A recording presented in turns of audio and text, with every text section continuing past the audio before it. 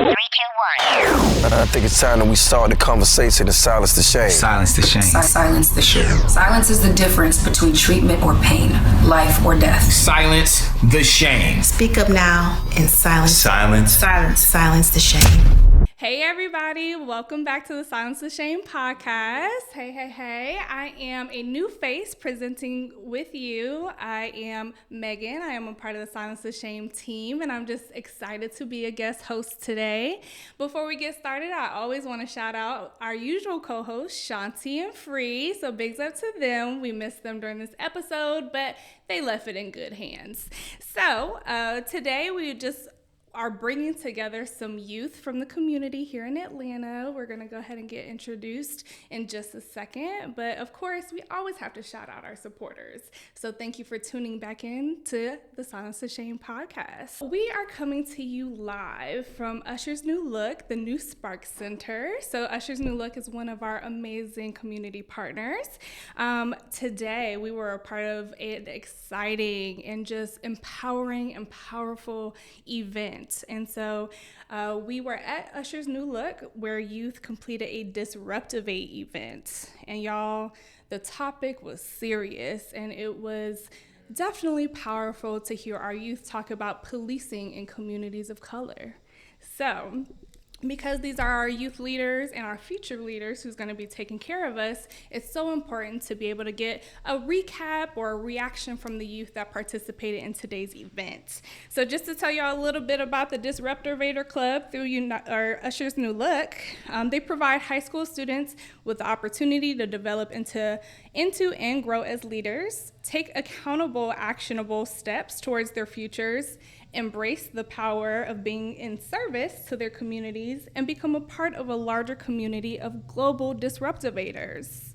So during the Disruptivate event, they led through a breakout activity called Exploding the Issue.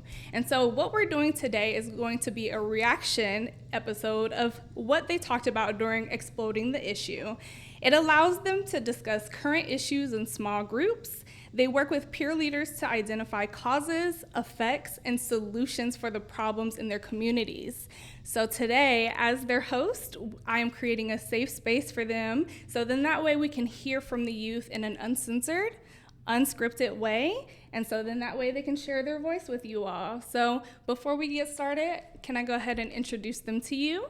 Hi, my name is Israel. I'm 16 years old, sophomore from North Springs Charter High. I am a attender in Usher's New Look. I was here today in a very important community discussion on policing and more. Awesome. Welcome, Israel. Thank you. Hi, my name is Savannah. I am with the Leadership Program and Disruptivators Club. I'm from Atlanta, and I went to Westlake High School here in Fulton. Awesome. Welcome, Savannah. Hello, everyone. My name is Mycah Elahee. I'm a senior at Westlake High School, and I've been at Usher's New Look for the last 4 years, and I'm excited to join in conversation with you all. Awesome. Welcome, Christian. Hi, my name is Mycah Ward. I'm 17. I go to Dr. Martin Luther King Jr. High School in DeKalb, and I'm from Atlanta, and I'm excited to be here. Awesome. Welcome, Mycah. Thank you so much to our beautiful youth being here. So we'll go ahead and just dive into the discussion. Can one of you tell us a little bit more about Usher's New Look and the Disruptivate event that took place today? Yeah, I think I'll start it off. So Usher's New Look is an organization started by Usher Raymond himself and his mother in 1999, and they started programming in 2005. Programming meaning there's a leadership academy here at the Spark Center where we are here, and then there's also a post-secondary program for youth who've graduated this stage and are now in college or really just post-high school. And then after that, you're considered a alumni of Usher's New Look.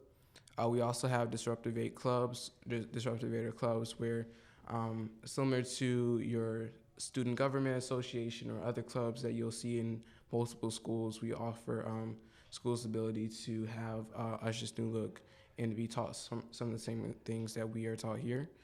The Disruptivate event we had today was one of our first in-person events. And the Disruptivate events are really targeted to create real change with youth and giving youth the ability to speak their mind about real issues with people who can really change how things are done. So I think that's it. Yeah, awesome. And that gives us a really great overview of Usher's new look and just the Disruptivate event that we went through today. So I know I mentioned earlier, but the theme of today's event was policing in communities of color. What were some of the themes that came up during today's discussion that you and your peers discussed? So Christian and I were co-moderators for like the big discussion. We kind of talked about how being a person of color could possibly affect how they do the career, some policies they want to enact, ways they want to change, and just like, I guess, how we can bridge the gap between youth of color and the police. Yeah, and that was an amazing panel discussion. And so Mycah was actually one of the co-facilitators or co-moderators for that discussion. What were some of the themes that came up in exploding the issue?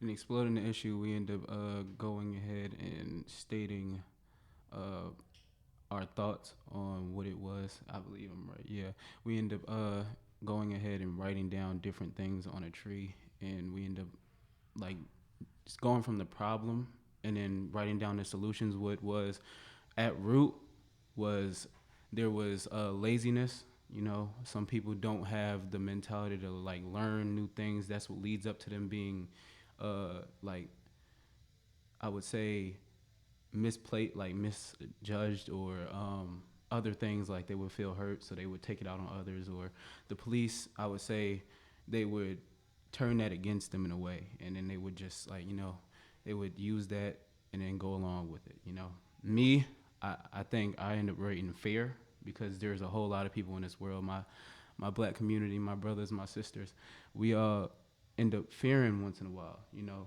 as soon as we get pulled over, we don't know what to say. We are always confused. We are always, you know, just in a position, and we always respond with a bad tone or a bad tone, you know, in their eyes.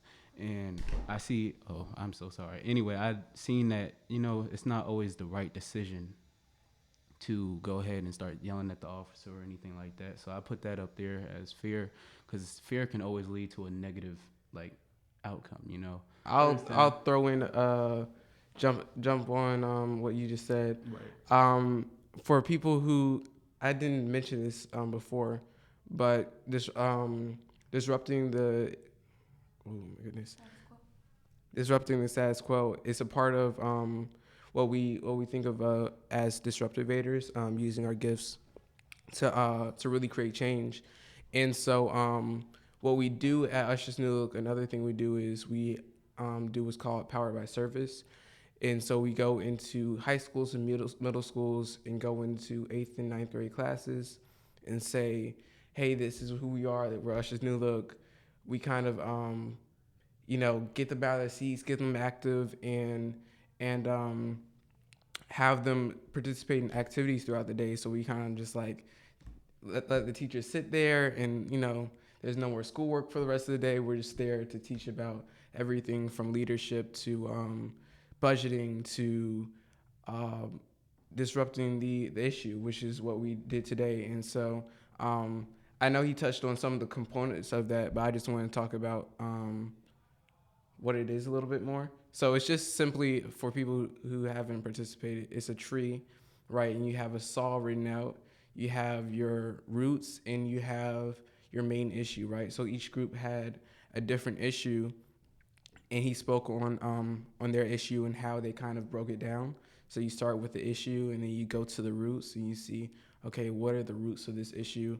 And then you go to the branches, and you see where the effects of this issue, and then ultimately at the end you find your saw, right? How do you break that tree down? So I'm gonna pass it off to Savannah, because I know she has something to say. But yeah, I just want to give some more insight about exploiting the issue and what that is. Yeah, so I think he said in a nutshell a lot of the things that I was going to touch on, but I wanted to stress that there is more than one issue. So as a group, each group decided what issue they wanted to speak on. There was no pressure to do anything that we didn't want to do. So every issue and every solution we came up with, the roots, the cause, the tree, all of it was coming from me and my peers and I. And I guess to me, that adds authenticity to the discussion because it's all about our voices. We are the future. So that was really important to me. Yeah, absolutely. Thank y'all so much for just capturing like the essence of what the activity is about and how you guys were able to construct that and to really lean into your voice and really encourage your peers, to speak up. So I do want to ask, because I want to get a little bit more of your guys' voice. So since the start of COVID in 2020, we've been faced with the very public broadcast of police interactions with our Black men, women, and youth. And so we always want to pay homage and pay respect to those that have lost their lives due to some of these interactions, such as George Floyd and Breonna Taylor, Rayshard Brooks, Tyree Nichols being someone who is recent, and I know that kind of stemmed this Disruptivate event as well, and so many others. But I want to hear from you all. How do these tragedies impact you, or how have they impacted you? Okay, I can answer first. One, during COVID, I was sitting back on the game. I was happy because it was a good thing. For everybody else, it was a bad thing because who likes COVID, But me, I just seen it as a good thing. And when I seen everything that would happen, my heart dropped, out of fear, because I already know my mom always told me to always comply, do the reasonable, smart thing. Don't be an idiot when you go up to the police. And that, in my head, it never really rung, because it's like, why should I have to hold my tongue when I end up encountering an officer? They're supposed to protect me and listen to what I have to say, And then when everything went down and we started marching through the streets, it just, I think, it just made my brain hurt, It made my heart hurt and drop for all of my sisters and brothers. And it also just brung us fear into me. And after that, I would just walk down the street, I would see an officer, and I would try my best to avoid, altercation or any type of conversation with him, because one, you never know. And one being that my mom and my little sister are the people that I have to protect. So it's like, if I'm gone, my mom is, of course, supposed to protect me, but they also need a male in their presence, If I was to be lost in it, who else would protect them other than me? I know them best, That would run down my mind. But then after a while, I had to just swallow it up. That's just reality. I couldn't just linger on to that pain or that mindset any longer. I had to live on with my life. I had to go to school every day. There's officers in my high school. I'm actually cool with them.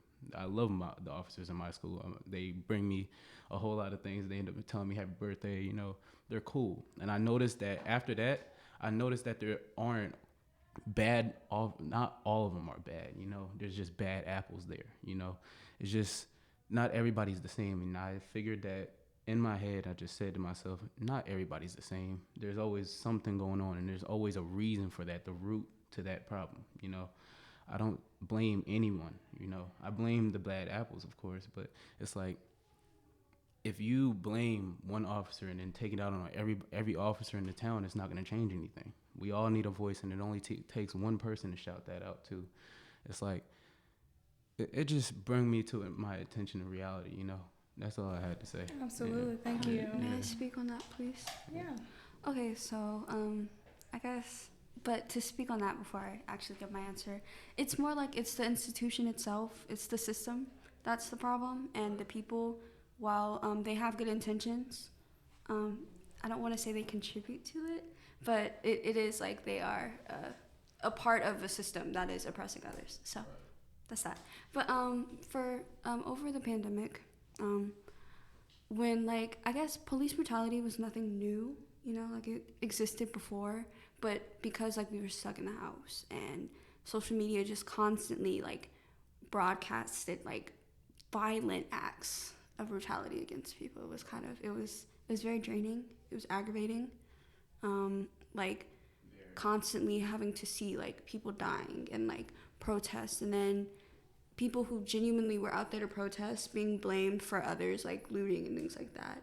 So it was like a constant cycle of like aggravation and tiredness and just kind of like, yeah. Absolutely. Yeah, for sure. Oh yeah, I wanted to touch on that. So as Mycah said, it is the system. We don't think that every separate officer is bad. I'm sure we've all had a discussion with officers. We talked to officers today, and that's how we know it's not one singular person. And going into the pandemic, not having a lot of experience with officers because we were kids going into it. We still are, but we had to mature in the face of this because we need to be vigilant. We need to know, and we know we're coming next. So we kind of stepped up. Right. So not having too much experience with officers, and still people don't. We think that who do we go to when the people we're supposed to go to are the ones oppressing us? Right. And so as a minority, as being Black and also being female, I have concerns and still think about it. Like, as a woman, how much smaller and you are to men and insignificant, but as a Black woman, being objectified constantly, and then after that being grouped and stereotyped. Yeah. I think that's a very important discussion, and that's something that likes to linger on my mind. So let me tell you, Savannah, you brought up a whole nother podcast episode that we'll need to do, right? And the protection of Black women in our society. So thank you so much for everyone who's, shed light on their feelings. And Christian, would you like to add to the conversation? And just how, these issues may have, impacted you at all? I think I've been trying to soak in a lot of what everybody's saying. In the recent weeks, in the last month, I've heard a lot more about kind of this issue, especially with the most recent case. I think as much as we see the large videos, some of the other cases are when you see someone shows you a video of what they saw at the skate park. Like, that happened to me one time at school when a kid was getting tased, a Black kid getting tased at a skate park that I passed by regularly, and so it's little things like that I think impact me a lot more than the large cases. I feel like sometimes, of course, the most brutal things, or they always get magnified more, but to me, it still feels like that's so far away. It feels like it could be me, but it also feels like it couldn't be me, right? Like, there's no way, right? But when you see someone that looks like you in your city getting tased by a police officer, and of course, always, you don't see the whole story. You see a video or a clip, or you see the effects. But, man, the events of 2020, I feel like it was the first time I really saw the issue, right? I think some of our older family members, cousins, people we just know who are in their 20s or et cetera, they might have been able to experience some other events, but that was the first one I think I and maybe some of the other people on this panel have experienced firsthand when something like that happens, and it's the first time where you see on a large scale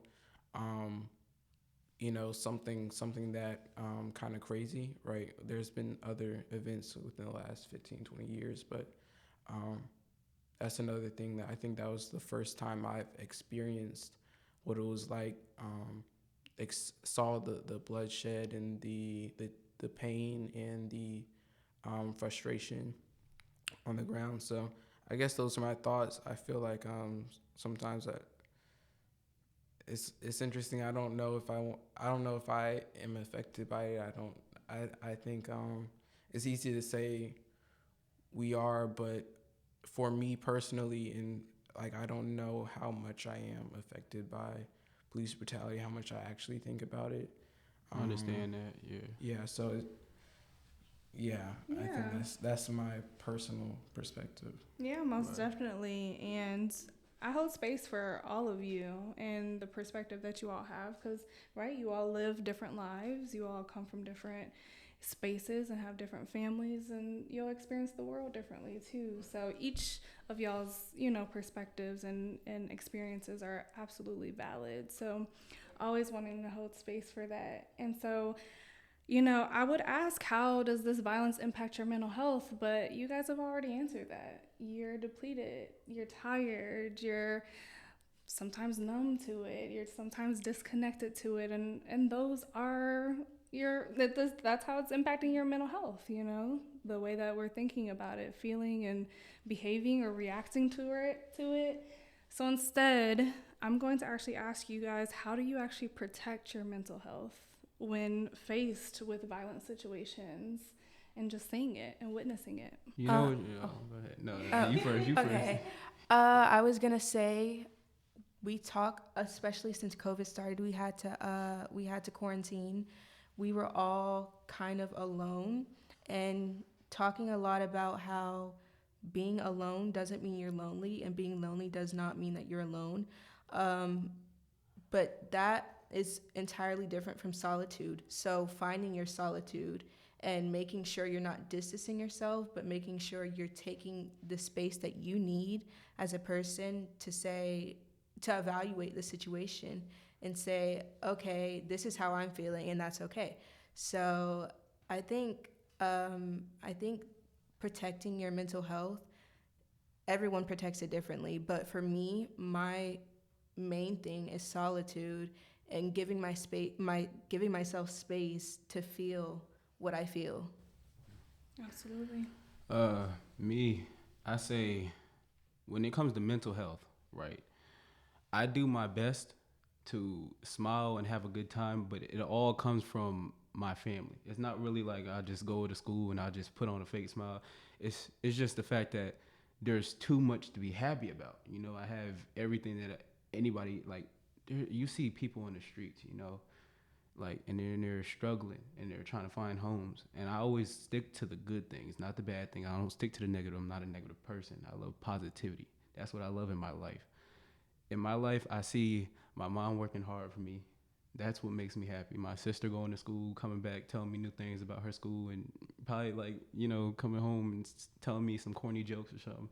But it's like everything that makes me happy. And when I have my friends, we on the football team, we do our thing.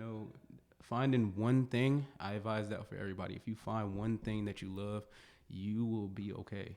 And don't sit there and lie to somebody. If somebody's asking you what you're feeling or how your mental state is, don't sit there and lie to them. It's not going to help you, and it's not going to help them at all. It's not going to help them help you, because some people are suicidal, and you telling them that, no, I'm okay, and then you end your life, you're just leaving them with regret and telling them just, why would you do that, or what did I do wrong? Some people have trouble shouting out their mental health too. It's not a pressure on you to tell nobody, but at least tell yourself what's wrong with you. Look in the mirror, be like, yo, this is what it is, this is what it ain't. Find one thing that you're good at. Don't let nobody stress out your day neither. They're just human just like you. They got feelings, the same feelings. They either have it worse than you or they haven't, so who cares, But the fact is, just keep a good mindset is what I'm basically trying to say. Just keep a good mindset. My mindset is on success right now because that's what I want to do. Tomorrow I have something to do with the 8th graders. I'm going to enlighten my thoughts on them, But that's what we have to do. We always have to find something. We always got to move and move and move. My mom always told me, you got to keep your mind going and going and going. Otherwise, when you rest, you're just going to be resting your mind, and you're going to have all these thoughts coming in as soon as you do something else, probably negative or positive. You are never, and I mean never, like you're never supposed to be lazy or comfortable, you know. Never too comfortable. You're supposed to keep your mind going. That's what keeps me going as a person. That's what keeps me going as a man.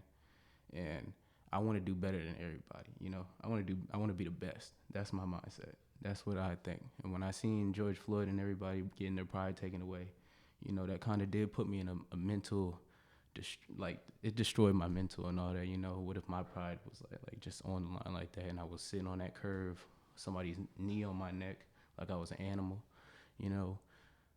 I would feel like a dog, you know how we treat dogs. We just, you know, smack, like, just lead them somewhere, they go to sit, tell somebody to sit, you know. It hurt me, it destroyed me, you know. And I feel like nobody can take nothing away from you. They can't take away your voice, they can't take away how you feel, they can't take nothing away from you. You can only do that. So in my eyes, I feel like there's no reason for me to be upset, you know. I have everything that I need. And that's just my answer. And I'm thankful. I'm thankful to Usher's new look too. That's another thing.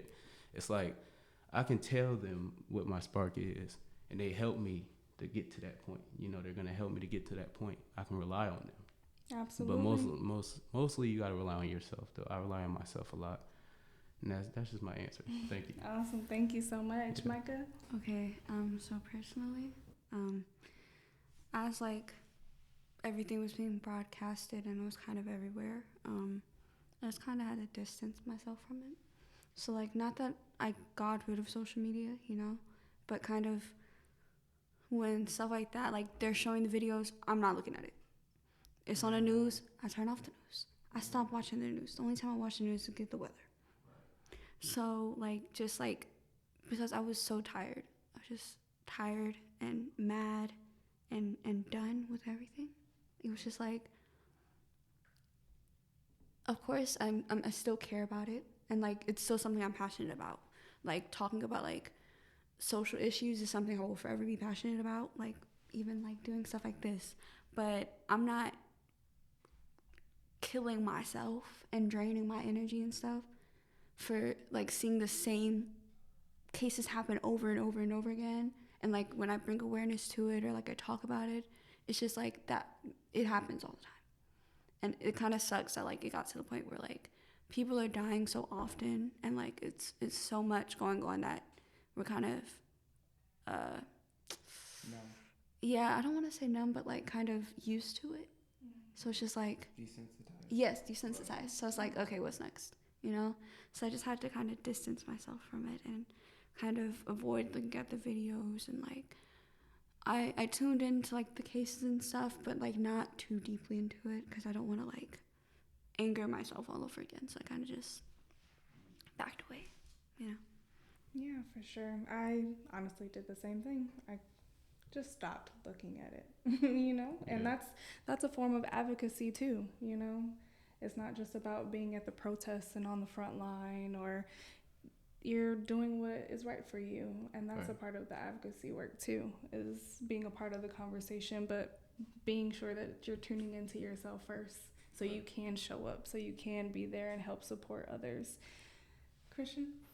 Yeah, I similar to you two, I